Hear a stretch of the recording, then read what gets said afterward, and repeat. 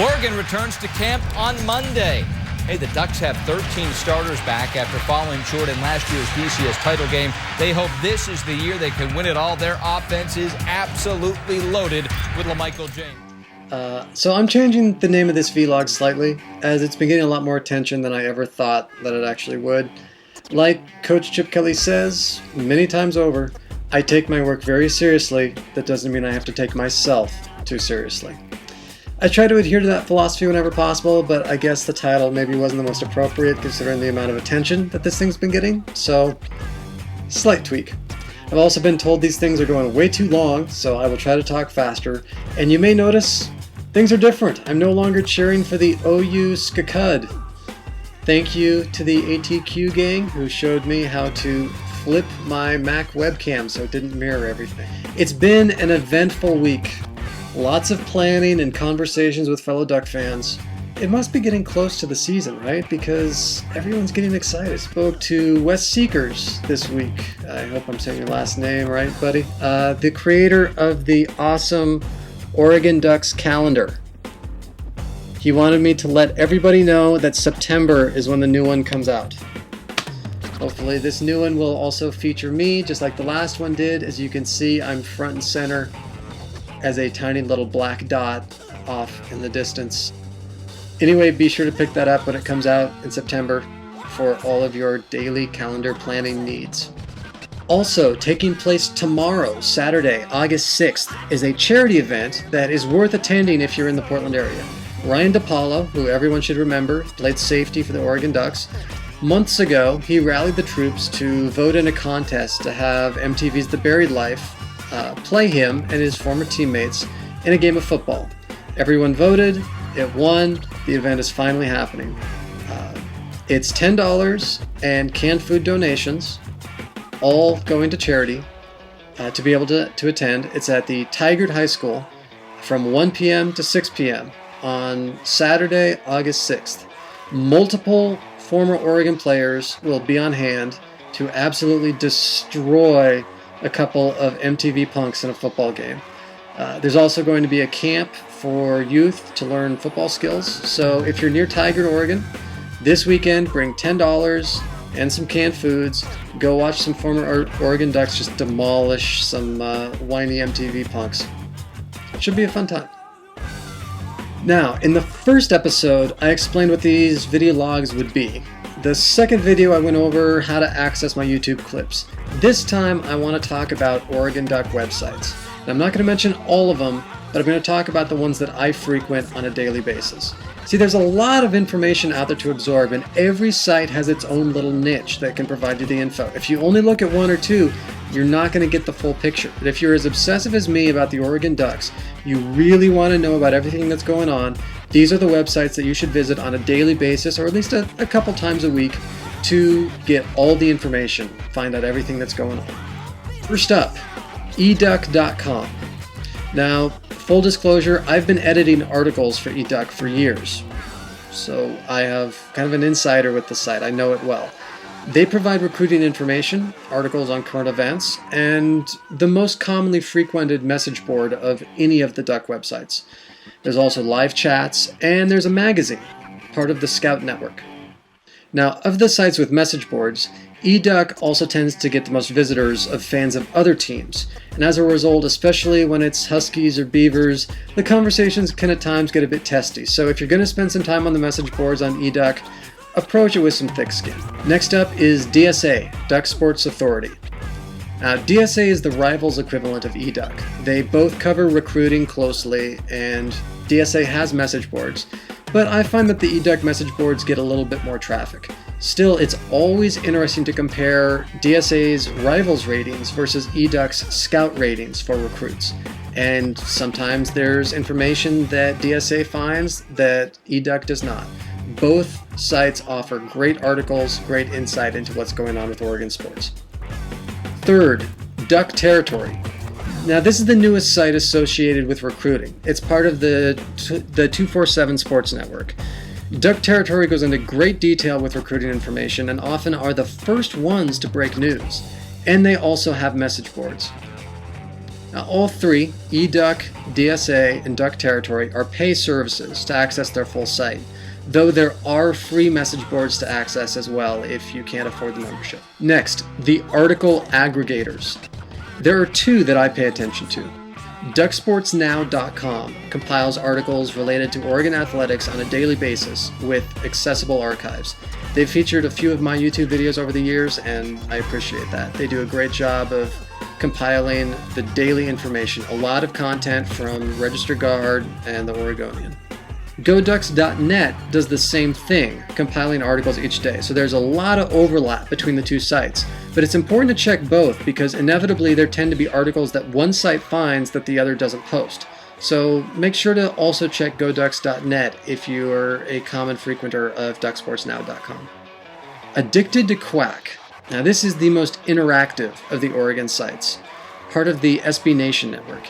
Each day they compile links to check in the mornings with post threads for members to leave comments on, which always turn hilarious. The guys who run ATQ write a lot of hilarious stories and are very interactive, so if you want a good laugh, spend some time on ATQ each day going through the various threads and fan posts, and there's good duck content on there as well.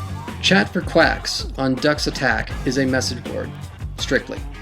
If you enjoy interacting with other duck fans online, then add C4Q to the sites that you post on, in addition to eDuck, DSA, Duck Territory, and ATQ. Chat for Quacks and ATQ are both free sites though, so if you're a penny pincher, you can stick to these, but they won't always have the detailed info and breaking news that you'll find on the pay sites eDuck, DSA, and Duck Territory. Then there are the sites operated by the University of Oregon, GoDucks.com and OregonGridiron.com. GoDucks.com you should be familiar with already. It is the central hub of Oregon athletics. It's where you can access the Ozone, where for a fee you can stream live sports events and access their video archives. There's tons of information. You can buy tickets here, check schedules. Jerry Allen's Morning Duck Talk TV/radio show is broadcast for free through the site. It's definitely a great resource that you should utilize. OregonGridiron.com, also operated by the university, is a site intended for recruits, but it's pretty cool to check out as a fan too. It's the site used to educate recruits on what Oregon has to offer, featuring information about facilities and showing video tours and various events that the program does. They also haven't updated their site in a while because about a quarter of their content is now dead links because they embedded a bunch of my old YouTube videos on their site from the channel that was shut down by ESPN. So if you're watching this OregonGridiron.com crew, I love what you do. Thank you for posting my old videos, but time to double check some of your video links because I've re-uploaded those videos and right now it's not cool to have dead links on your site. Still, OregonGridiron.com is definitely a site worth checking out for tours of all the facilities and cool events and things that are going on with the team. DucksIllustrated.com is the website for the local publication distributed around Eugene, archiving the various articles that appear. The Sports Brewery is a Pacific Northwest site that focuses on local Oregon sports and random funny stories. The guys who write for it are very funny and they do a good job of both providing insight and being entertaining at the same time. It's worth a look. There are two podcasts that you should be listening to and checking their websites. The Solid Verbal is a national college football podcast covering a variety of topics, and they do some fantastic interviews. It's co-hosted by an Oregon alum, so the Ducks are almost always mentioned. They also compile daily links and occasionally produce comical videos as well. They're very funny, very informative. The Solid Verbal is a must listen. You might have seen the video they made of Alex Trebek calling sports highlights of last year's Stanford-Oregon game, or their popular Tom Rinaldi spoof from the national championship. Ty and Dan do a great job. I can't say enough good things about the Solid Verbal. Give it a listen. There's also the Go Ducks podcast with Lord Beveridge and Muchas G. All Duck sports, all the time. Except, I have no idea if they'll still be making shows. We haven't heard from them since the national championship.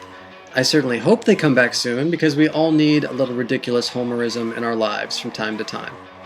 Then there is Ben's Ducks site, Duck Downs, a very entertaining and very educational site that focuses on various stories of Oregon's past in the time he calls the Suffering, 1894 to 1994. Getting to the Natty didn't just happen overnight. It's been baby steps along the way to get to this point. To build a house, you start with the foundation, not the attic. And Ben's Ducks site is a great place to learn about Oregon's past. There is also an Oregon Ducks themed social media site now. It just launched, like Facebook or the other ones that don't really matter. Ducks Empire is awesome. It offers the same basics that other social media sites do, but it is specifically catered, made by Duck fans for Duck fans. It's created by the same people that made Pinwheel Empire, the Portland Trailblazers site, and thank you for not calling it Duck Nation. Do me a favor, fans, and anytime you hear somebody say those words Duck and Nation together, please slap them. That's a Beaver thing. It's like nails on a chalkboard to me. Just don't do it. Mike Wine's blog is also a good site to visit. Every morning he puts up new links for the day and also creates a lot of videos. And finally, fishduck.com. Fishduck is the newest site to launching as of this morning. Yes, I know I said last week it would be Wednesday. There were a few snags. It is now live as of Friday. This is the site for those who really want to learn very detailed information about offensive and defensive schemes the Ducks run. Fishduck has been known for years for his detailed analysis. With his new site, he's now creating videos to show the X's and O's in even greater detail. There's also a message board, though unlike on eDuck, DSA, Duck Territory, C4Q, and ATQ, the moderators on Fishduck are going to be very strict. These boards are only for people who want to have very intelligent conversations about the Ducks. If you come on there and attack others or start flame wars, you will get banned from the site very quickly. In full disclosure, as everybody who's watching probably already knows, I am writing weekly columns for fishduck.com focusing on the history of Oregon football. My first article about Jaifa Garrison Kenny Wheaton is up on the front page right now. It's the first story up on fishduck.com. It's a 3-part article that's going to be concluded on Sunday. So, part 1 today, part 2 Saturday, part 3 Sunday. It's in the pros. After 9 camp invites were sent out last week, inviting former players to NFL camps. Now, in addition, add Derek Jones to the Raiders, Javis Lewis to the Chiefs. I'm kind of surprised by that one, but good luck to him. And Jameer Holland to the Bengals. Also, Dante Rosario, who's played with the Carolina Panthers for the last few years, is now a Denver Bronco, along with Jeremiah Johnson. And some scary news broke Sunday night that Joey Harrington got hit by a car while riding his bike in Portland. Be safe out there, folks. Wear your helmet. Can't stress that enough. My sister got hit by a car years ago, and she still has a steel rod in her leg. Now, Joey has been released from the hospital with multiple injuries, but he's alive, and he's expected to make a full recovery. So that's great news. And now, my random tweet of the week.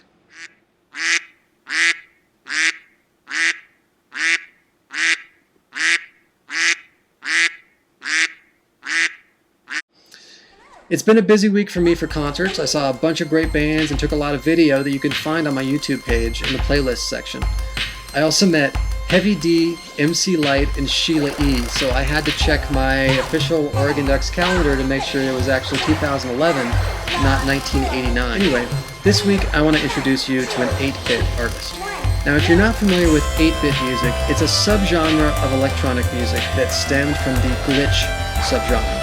It's a nostalgic blend inspired by video game music of the 1980s. Now, the children of the 80s who grew up playing Nintendo all day, like me, now have become really talented DJs that create some amazing work out of simple 80s Nintendo theme songs made on MIDI players. One of my favorites is a Minnesota DJ that goes by the name Unicorn Dream Attack. His music has been out for a while, but it always cheers me up. If you were a gamer in the 80s, or you still are a gamer, you'll really enjoy this happy, innocent, and really innovative electronic music that is totally built around 1980s video game sound effects. Here's one of his tracks, which is available as a free download, Alone.